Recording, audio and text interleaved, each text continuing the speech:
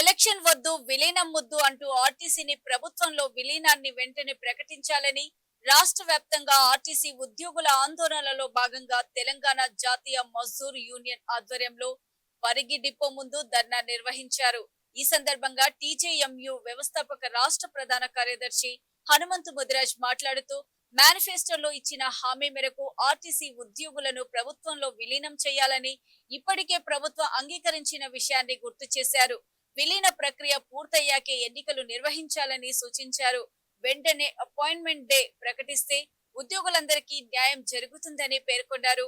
ఈ నెల 24న బస్ భవన్ వద్ద ఆమరణ నిరాహార దీక్ష చేపట్టనున్నట్లు హనుమంతు ముదిరాజ్ తెలిపారు.